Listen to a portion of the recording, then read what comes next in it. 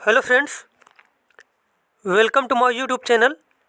आज हम लोग सीटेट का 4 फरवरी 2023 का ईवीएस का पेपर सॉल्व करेंगे। और अगर आपको वीडियो अच्छा लगे तो चैनल को सब्सक्राइब करें, वीडियो को लाइक करें, कमेंट करें। चलिए देखते हैं हम लोग यहाँ पे जो पहला क्वेश्चन आपसे पूछा गया है। यहाँ पे पहला क्वेश्चन आपसे पूछा गया है, किसी व्यक्ति ने किसी राज्य के ग्रामीण क्षेत्र के लोगों की जीवन शैली का प्रेक्षण करके अपने विचारों को इस प्रकार व्यक्त किया। यहाँ का रहन सहन साधारण है। लोग खाने की वस्तुओं जैसे टेपियोका, कसावा और नारियल को अपने घरों के आंगन में ही उगाते हैं और इनसे बने खाने को चाव से खाते हैं। यह राज्य होना चाहिए। तो यहाँ पे पूछा गया, जो जानकारी बताई गई है कि यहाँ के जो लोग होते हैं टेपियोका, कसावा जो होते हैं और नारियल को अपने घरों के आंगन में उगाते हैं और इससे बने खाने को चाव से खाते हैं। तो ये कौन से राज्य के बारे में बात हो रही है? ये बात हो रही है केरला के बारे में। किसके बारे में? केरला के बारे में बात हो रही है। तो ये ऑप्शन हमारा ए जो है बिल्कुल सही हो जाएगा। उसके बाद सेकंड क्वेश्चन है, मिजोरम के जंगलों में की जाने वाली झूम खेती के बारे में नीचे दिए कथनों पर विचार कीजिए। अब यहाँ पे देखो, जैसे ऑप्शन ए जो है, एक फसल काटने के पश्चात उस भूमि को खुला छोड़ देते हैं, उस पर कुछ वर्षों तक कुछ भी नहीं उगाया जाता है। तो झूम खेती के बारे में बिल्कुल सही है कि एक फसल करने के बाद क्या होता है, उसको कुछ दिन तक खुला छोड़ दिया जाता है और उसमें कुछ नहीं उगाया जाता है। तो ए ऑप्शन हमारा बिल्कुल सही है इसमें से।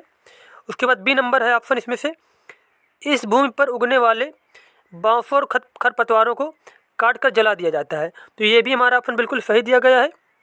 और उसके बाद सी नंबर है, इसके पश्चात बीज बोने से पहले इस भूमि को गहरा जोता जाता है। ये क्या है? ये ऑप्शन बिल्कुल गलत दिया गया है। किसके बारे में? झूम खेती के बारे में। उसके बाद डी नंबर ऑप्शन इसमें से है, रासायनिक उर्वरकों और कीटनाशकों का उपयोग आवश्यकता अनुसार किया जाता है। तो क्या ये भी बिल्कुल गलत दिया गया है इसमें से, रासायनिक उर्वरकों और कीटनाशकों का यूज नहीं किया जाता है। और ई नंबर ऑप्शन इसमें से है, एक ही खेत में भिन्न भिन्न प्रकार के फसल जैसे मक्का, चावल, मिर्च और सब्जियों को उगाया जाता है। तो ये क्या है? ये भी बिल्कुल सही दिया गया है। तो यहाँ पे ए और बी और कौन सा ऑप्शन सही था? ई वाला ऑप्शन। ये तीनों ऑप्शन सही दिए गए थे। तो यहाँ पे डी नंबर ऑप्शन हमारा इसमें से बिल्कुल सही हो जाएगा, ए, बी और ई। उसके बाद 3 नंबर क्वेश्चन आपसे पूछा गया है, यहाँ पे नीचे दिए गए पहेली को हल कीजिए। अब यहाँ पे पहेली दी गई है, जैसे कि देखो यहाँ पे, काले काले मोती जैसी छोटी सी पर गोल हूँ, बारीक पिसिया दरदरी मैं तीखे स्वाद वाली हूँ, मीठे और नमकीन में दोनों में डाली जाती हूँ, सोचो सोचो कौन हूँ मैं, जल्दी बोलो कौन हूँ मैं। तो सभी को मालूम चल गया होगा ये किसके बारे में बात हो रही है। ये बात हो रही काली मिर्च के बारे में। किसके बारे में? काली मिर्च के बारे में। उसके बाद 4th नंबर क्वेश्चन यहाँ पे पूछा गया है आपसे, निम्नलिखित में से कौन सा एक अपनी मादा को उसकी गंध से कई किलोमीटर दूर से ही पहचान या ढूंढ लेता है। तो यह बात हो रही है रेशम कीट के बारे में। किसके बारे में? रेशम कीट जो होता है वो अपनी मादा को कई किलोमीटर दूर से उसकी गंध से ही पहचान लेता है। बट आपको ये नोट करना है, रेशम कीट पालन के अध्ययन को सेरीकल्चर कहा जाता है। जो रेशम कीट पालने की जो खेती होती है या फिर अध्ययन होता है, उसको क्या बोलते हैं? सेरीकल्चर बोलते हैं। उसके बाद 5 नंबर क्वेश्चन आपसे पूछा गया है, निम्नलिखित में से उस शहर को चुनिए जहाँ के अधिकांश लोग इलायची और बादाम डाला हुआ गर्म कहवा पीना पसंद करते हैं। इलायची और बादाम डाला जो है गर्म कहवा कहाँ के लोग पसंद करते हैं? तो इसका आंसर हो जाएगा श्रीनगर के। कहाँ के लोग? श्रीनगर के लोग। क्वेश्चन है, किसी व्यक्ति ने किसी राज्य के अधिकांश ग्रामीण क्षेत्रों का भ्रमण किया और वहाँ जिस प्रकार के घरों में लोग रहते हैं उनके ढांचे के बारे में निम्नलिखित विवरण दिया। ये विवरण बताया और पूछा गया है कहाँ के घरों के बारे में बात हो रही है। विवरण दिया था उस व्यक्ति ने घरों के बारे में कि भारी वर्षा होने के कारण यहाँ के घर ज़मीन से लगभग 3 मीटर से 3.5 मीटर या फिर 10-12 फीट ऊंचाई पर मजबूत बांस के खंभों पर बने हैं। लोग घर में प्रवेश करने के लिए सीढ़ी का प्रयोग करते हैं और रात के समय सीढ़ी हटा देते हैं। ये घर के अंदर से भी लकड़ी के बने हैं और इनकी छतें ढालू हैं। यह राज्य होना चाहिए। अब यहाँ पे बताना कि ये घर जो है किस राज्य के बारे में बात हो रही है। तो ये बात हो रही है असम के बारे में। किसके बारे में? असम के बारे में बात हो रही है। उसके बाद 7 नंबर क्वेश्चन है, दिल्ली की टूरिस्ट गाइड में एक मानचित्र दिया है। इस मानचित्र के कोने पर लिखा है पैमाना 1 सेंटीमीटर बराबर 990 मीटर। यदि इस मानचित्र पर किन्हीं दो स्थलों के बीच की दूरी 21.2 सेंटीमीटर मापी गई हो तो इन दो स्थानों के बीच वास्तविक दूरी कितनी होगी। तो यहाँ जब इस क्वेश्चन को सॉल्व करेंगे तो इसको सॉल्व करने पर आंसर आ जाएगा 21 किलोमीटर। कितनी आ जाएगी? 21 किलोमीटर। उसके बाद 8 नंबर क्वेश्चन आपसे पूछा गया है, निम्नलिखित में से मच्छरों द्वारा फैलने या फिर होने वाले दो रोगों के युग्म जोड़े को चुनिए। अब यहाँ पे बताना है आपको कि मच्छरों द्वारा इसमें से कौन से रोग फैलाए जा रहे हैं। तो यहाँ पे हमारा ऑप्शन बी बिल्कुल सही हो जाएगा। चिकनगुनिया और जो डेंगू होते हैं ये मच्छरों के द्वारा फैलने वाले रोग हैं। उसके बाद 9 नंबर क्वेश्चन पूछा गया है आपसे, निम्नलिखित में से पक्षियों का वह युगल जोड़ा चुनिए जिनकी दृष्टि श्रेष्ठ होती है और हमारी तुलना में 4 गुनी दूरी की वस्तुओं को स्पष्ट देख सकते हैं। तो यहाँ पे करेक्ट आंसर हो जाएगा, बाज और गिद्ध जो होते हैं वह मनुष्य से 4 गुना दूरी की वस्तुएं देख सकते हैं और उनकी जो है देखने की क्षमता भी बहुत ज़्यादा होती है। 10 नंबर क्वेश्चन पूछा गया है आपसे, वह राज्य जहाँ तोरांग का अर्थ जंगल है कौन सा है। अब यहाँ पे पूछा गया आपसे कि जहाँ के जंगलों को तोरांग नाम से जाना जाता है वह राज्य कौन सा है। वह राज्य झारखंड। कौन सा राज्य है? झारखंड। के बाद 11 नंबर क्वेश्चन है, किसी छात्र का घर x और उसका विद्यालय y पर है तथा x और y के बीच कोई सीधी सड़क नहीं है, अतः विद्यालय पहुंचने के लिए वह छात्र पहले a पर जाता है जो x के ठीक दक्षिण में 60 मीटर की दूरी, फिर वह b पर जाता है जो a के ठीक पूर्व में 60 मीटर की दूरी पर है, फिर वह c पर जाता है जो b के ठीक दक्षिण 50 मीटर की दूरी पर है और अंत में वह अपने विद्यालय पहुंचता है जो c के ठीक पूर्व में 60 मीटर की दूरी पर है। विद्यालय के सापेक्ष उसके घर की सही दिशा है। तो आप इसको सॉल्व करेंगे जब इसका आंसर आ जाएगा उत्तर पश्चिम। क्या आ जाएगा? उत्तर पश्चिम आ जाएगा। उसके बाद देखो यहाँ पे अगला क्वेश्चन पूछा गया है। यहाँ पे कई क्वेश्चन जो है मैथ के दे देते हैं, जैसे कि एक ट्रेन वाला क्वेश्चन पूछा जाता है मैथ से, और उसके बाद एक डायरेक्शन वाले क्वेश्चन रीजनिंग का पूछ लिया जाता है आपसे। तो ये 2 चैप्टर भी आपको पढ़ के जाना है पेपर में। इसमें से एक train Bhiwandi road railway station से 22 नवंबर 2022 को 20:30 बजे चलकर 24 नवंबर 2022 को 3 बजे नागरकोइल रेलवे स्टेशन पर पहुंची। यदि ट्रेन ने इन दोनों रेलवे स्टेशनों के बीच 1870 किलोमीटर की दूरी चली तो ट्रेन की औसत चाल क्या है। तो यहाँ पे जो ट्रेन की औसत चाल बराबर होता है दूरी बटे समय। चाल बराबर क्या होता है? दूरी बटे समय होता है। तो इसके अनुसार जब सॉल्व करेंगे तो इसका आंसर आ जाएगा डी नंबर 62 किलोमीटर प्रति घंटा। उसके बाद अगला क्वेश्चन आपसे पूछा गया है यहाँ पे, मध्य प्रदेश के 3 सीमांतर्गत प्रदेश राज्य है। मतलब इसमें सीमांतर्गत का मतलब यह है कि मध्य प्रदेश की सीमा जो है इनमें से किन किन राज्यों से जुड़ती है। तो यहाँ पे ए ऑप्शन हमारा बिल्कुल सही हो जाएगा। गुजरात, राजस्थान और महाराष्ट्र से मध्य प्रदेश की सीमा जो है लगी हुई है। उसके बाद 14 नंबर क्वेश्चन है, राज्यों का वह एक समूह चुनिए जिनके समुद्र तट अरब सागर पर हैं। तो यहाँ पे अरब सागर पर कौन कौन से समुद्र तट, जैसे अरब सागर देखो जो हमारे इंडिया का ऐसे नक्शा बना हुआ है ना, ऐसे करके ऐसे जो है ना नक्शा जो हमारा है, अब देखो बन नहीं पा रहा सही से, ऐसे करके यहाँ से ऐसे जो है। तो यहाँ पे जो इस एरिया में जो क्या होते हैं समुद्र तट जो है ये होते हैं अरब सागर में, जो इस एरिया में होते हैं ये होते हैं बंगाल की खाड़ी में। तो यहाँ पूछा गया आपसे कि इस तरफ वाले इसमें से अरब सागर पर कौन कौन से, मतलब इस एरिया में कौन कौन से समुद्र तट हैं। तो यहाँ पे इसमें करेक्ट आंसर हो जाएगा आपका बी नंबर वाला बिल्कुल सही हो जाएगा। जैसे केरल, कर्नाटक और महाराष्ट्र ये तीनों जो तट है ये कहाँ पे है? ये अरब सागर पर स्थित हैं। उसके बाद 15 नंबर क्वेश्चन है, निम्नलिखित में से वह युगल चुनिए जो हमारे देश के एक राज्य और एक केंद्र शासित प्रदेश से मिलकर बना है। तो यहाँ पे हमारा सी ऑप्शन बिल्कुल सही हो जाएगा, क्योंकि यहाँ पे देखो नागालैंड क्या एक राज्य है और लद्दाख क्या है? एक केंद्र शासित प्रदेश है। तो यहाँ पे बी ऑप्शन हमारा सी ऑप्शन बिल्कुल सही हो जाएगा। 16 नंबर क्वेश्चन आपसे पूछा गया है, रमा अवधान, स्मरण शक्ति, समस्या समाधान और योजना बनाने का उल्लेख कर रही थी, वह संकेंद्रित थी। अब यहाँ बताना कि वह किस पर संकेंद्रित थी। समसमूह दबाव पर, सामाजिक कौशलों पर, सहयोगी कौशलों पर या फिर संज्ञान पर। तो उसका करेक्ट टाइम फॉर हो जाएगा रमा जो संकेंद्रित थी वो थी संज्ञान पर संकेंद्रित थी। क्या कर रही थी रमा? एक योजना बनाने की सोच रही थी और किस पर संकेंद्रित होगी? संज्ञान पर। उसके बाद 17 नंबर क्वेश्चन पूछा गया आपसे। ईवीएस के शिक्षक ने बच्चों को वृक्षों की गिरी हुई पत्तियों को आकार, आमाप, बनावट इत्यादि के आधार पर समूहों में व्यवस्थित करने के निर्देश दिए।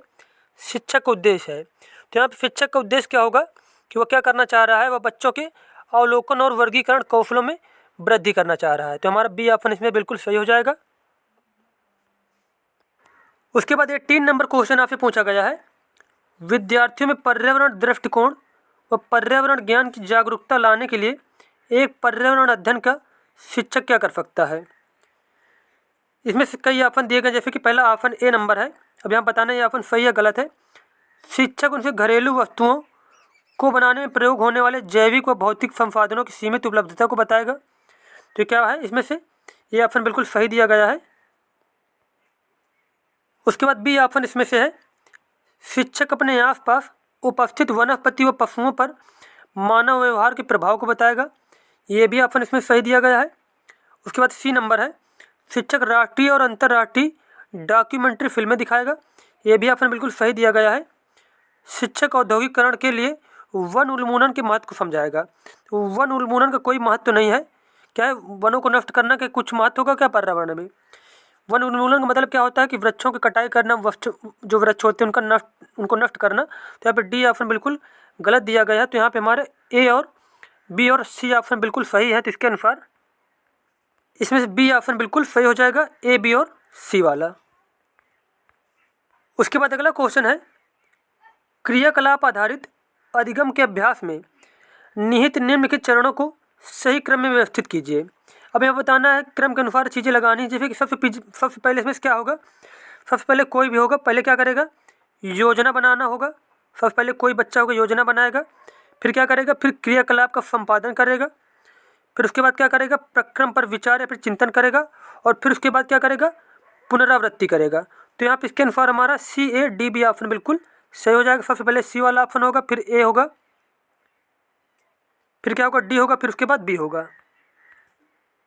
उसके बाद अगला क्वेश्चन आपसे यहाँ पे पूछा गया है। निम्नलिखित में से कौन सी स्थिति पर्यावरण अध्ययन की एकीकृत प्रकृति को दर्शाती है? तो यहाँ पे हमारा ऑप्शन ए है जो बिल्कुल सही हो जाएगा कि एकीकृत प्रकृति को विज्ञान, सामाजिक विज्ञान और पर्यावरण शिक्षण की अवधारणाओं से अंतर्दृष्टि विकसित करना, ये किसको दर्शाता है? यह एकीकृत प्रकृति को दर्शाता है। तो इसमें हमारा ए ऑप्शन बिल्कुल सही हो जाएगा।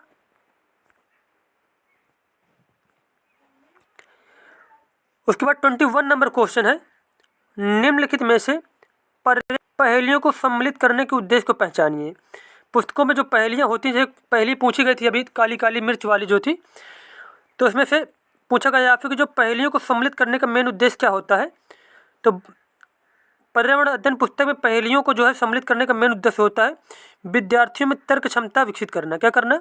विद्यार्थियों में तर्क क्षमता का विकास करना होता है पहेलियों को सम्मिलित करने। पहेलियों को इसलिए सम्मिलित किया जाता है कि बच्चों में जो है तर्क क्षमता का विकास हो। 2 नंबर क्वेश्चन आपसे पूछा गया यहाँ पे। रीमा ने अपने विद्यार्थियों को देश के विभिन्न भागों में मनाए गए विभिन्न त्योहारों के उत्सवों पर जानकारी एकत्र करने का नियत कार्य दिया और उन्हें कक्षा में प्रदर्शित करने के लिए कहा। इस क्रियाकलाप का उद्देश्य है। तो यहाँ पे रीना ने क्रियाकलाप किस लिए दिया गया है ये बताना है। तो इसका आंसर हो जाएगा हमारे देश में संस्कृति की विविधता के विषय में विद्यार्थियों को संवेदनशील बनाया जाए। इसके लिए क्या किया ना, रीमा ने जो है उसको ये जानकारी एकत्रित करने के लिए कहा था। तो इसके लिए बी ऑप्शन हमारा बिल्कुल सही हो जाएगा।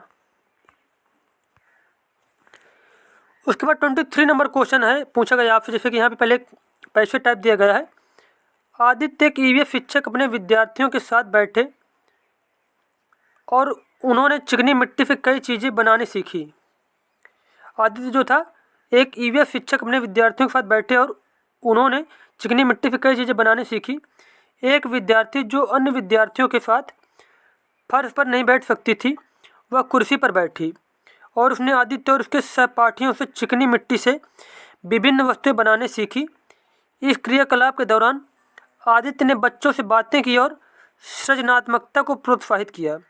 उसने विद्यार्थियों को चिकनी मिट्टी का उपयोग करके अपनी पसंद का दृश्य बनाने के लिए कहा। प्रत्येक समूह ने एक भिन्न विचार प्रस्तुत किया एवं एक भिन्न दृश्य बनाया। इसके द्वारा उसने अवसर प्रदान किया। अब यहाँ पे पूछा गया है कि सब ने क्या किया, एक एक भिन्न भिन्न चित्र बनाया। इसके द्वारा कौन सा अवसर प्रदान किया गया है? विद्यार्थियों को उनकी प्रतिभा प्रदर्शित करने का, जिससे कि वो अपनी क्षमता को बेहतर कर सकें। विद्यार्थियों में प्रतिद्वंद्विता को मन बढ़ाना। तो यहाँ पे सी ऑप्शन बिल्कुल गलत हो जाएगा कि प्रतिद्वंद्विता मतलब एक दूसरे से कंपटीशन को बढ़ावा देने के नहीं किया गया। ये किस लिए किया गया कि विद्यार्थियों को उनकी प्रतिभा प्रदर्शित करने का मौका मिले, जिससे कि वे अपनी क्षमता को बेहतर कर सकें। तो ए और बी ऑप्शन हमारा बिल्कुल सही हो जाएगा। तो इसके अनुसार हमारा जो डी ऑप्शन है ये क्या हो जाएगा, सही हो जाएगा।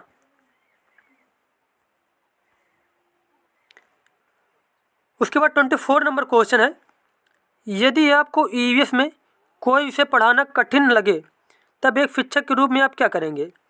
अगर ईवीएस पढ़ाने में आपको कोई जो है विषय कठिन लग रहा है, तब पूछा गया कि एक शिक्षक अगर आप हैं तो क्या करेंगे आप? तो इसका आंसर हो जाएगा समूह रणनीति का उपयोग करेंगे। क्या करेंगे? समूह रणनीति का उपयोग करेंगे।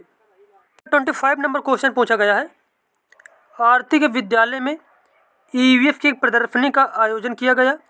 आपके अनुसार निम्नलिखित में कौन सा सर्वाधिक उपयुक्त उद्देश्य है? क्या होता है किसी कॉलेज में, किसी स्कूल में प्रदर्शनी का उपयोग, क्या प्रदर्शनी लगवाई जाती है? तो यहाँ पूछा गया है कि आपके अनुसार निम्नलिखित में सर्वाधिक उपयुक्त उद्देश्य क्या प्रदर्शनी लगवाने का? तो इसमें करेक्ट आंसर हो जाएगा कि इससे क्या होगा, विद्यार्थियों में रचनात्मक प्रवृत्ति को निर्दिष्ट करना। प्रदर्शनी के माध्यम से विद्यार्थियों में रचनात्मक प्रवृत्ति को निर्दिष्ट करना इसका मेन उद्देश्य होगा। उसके बाद 26 नंबर क्वेश्चन पूछा गया है, ईवीएस में शिक्षण अधिगम प्रक्रम की विधि निर्भर नहीं करती। ईवीएस के शिक्षण अधिगम में पूछा गया कि कौन सी विधि निर्भर नहीं करती? तो वो हो जाएगा विद्यालय के दर्शन शास्त्र पर निर्भर नहीं करता, जबकि संसाधनों की उपलब्धता पर, बच्चों की आवश्यकताओं पर और बच्चों का पूर्व अधिगम अनुभवों पर, ये तीनों जो ऑप्शन बिल्कुल सही दिए गए हैं इन पर निर्भर करती है, जबकि विद्यालय के दर्शन शास्त्र पर नहीं निर्भर करती। तो पूछा गया इसमें फिर कौन सा नहीं करती? तो यहाँ पे ए ऑप्शन सही हो जाएगा, क्योंकि विद्यालय के दर्शन शास्त्र पर निर्भर नहीं करती है। इसके बाद 27 नंबर क्वेश्चन पूछा गया है आपसे, ईवीएस का शिक्षण अधिक प्रभावशाली होगा यदि शिक्षक, ईवीएस का शिक्षण अधिक प्रभावशाली होगा यदि शिक्षक क्या करे? विभिन्न अर्थपूर्ण और संदर्भित क्रियाकलापों को संचालन करे। क्या करे? शिक्षक जो है विभिन्न अर्थपूर्ण और संदर्भित क्रियाकलापों का संचालन अगर शिक्षक करे तो ईवीएस क्या होगा? ईवीएस शिक्षण अधिक प्रभावशाली होगा। तो इसके अनुसार ए ऑप्शन हमारा बिल्कुल सही हो जाएगा। उसके बाद 28 नंबर क्वेश्चन आपसे पूछा गया है, ईवीएस के शिक्षण को प्रक्रिया कौशलों को प्रोत्साहित करना चाहिए। जो जांच आधारित हाथ से करने वाले अधिगम की घटनाएं हैं, निम्नलिखित में से कौन से कौशल नहीं है? अब यहाँ पे पूछा गया आपसे कि इनमें से कौशल एक कौन सा नहीं है? नियत करना, प्रेक्षण करना, पूर्वानुमान लगाना या फिर निष्कर्ष लगाना। तो यहाँ पे ए ऑप्शन जो है नियत करना, ये क्या है? कोई कौशल नहीं है। तो यहाँ पे पूछा गया नहीं है, तो ए ऑप्शन बिल्कुल सही हो जाएगा इसमें से। अब यहाँ पे 29 नंबर क्वेश्चन है, राष्ट्रीय शिक्षा नीति 2020 के अनुसार पर्यावरण अध्ययन को एक विषय के तौर पर किस कक्षा समूह में स्थान दिया गया है? तो यहाँ पे पूछा गया 2020 के अनुसार जो राष्ट्रीय शिक्षा नीति है कि पर्यावरण को कौन कौन सी कक्षा में स्थान दिया गया है? तो इसका आंसर हो जाएगा हमारा, इसका आंसर हो जाएगा बी नंबर कि क्लास 3, 4 और 5 में क्या है? पर्यावरण को शामिल किया गया है। किसके अनुसार? एनईपी के अनुसार, न्यू एजुकेशन पॉलिसी 2020 के अनुसार पर्यावरण को क्लास 3, 4 और 5 में शामिल किया गया। तुम्हारा बी ऑप्शन बिल्कुल सही हो जाएगा। 30 नंबर और लास्ट क्वेश्चन यहाँ पे पूछा गया है,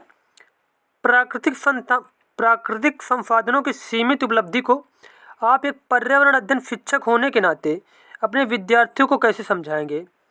क्या जो प्राकृतिक संसाधन हमारे पास लिमिटेड प्राकृतिक संसाधन है, तो इसके बारे में आप अपने जो है बच्चों को, उसके छात्रों को अपने कैसे समझाएंगे? तो इसका आंसर हो जाएगा, कक्षा में बच्चों को कोयले का टुकड़ा दिखाकर उसकी भविष्य में उपलब्धता एवं उपयोग संबंधी चर्चा करके क्या करेंगे, बच्चों को समझाएंगे। तो इसमें हमारा डी ऑप्शन बिल्कुल सही हो जाएगा इन ऑप्शनों के अनुसार। तो यहाँ पे 30 क्वेश्चन जितने भी पूछे गए थे 4 फरवरी 2023 के पेपर है, ये सारे कंप्लीट हो गए। मिलते हैं नेक्स्ट वीडियो में। धन्यवाद।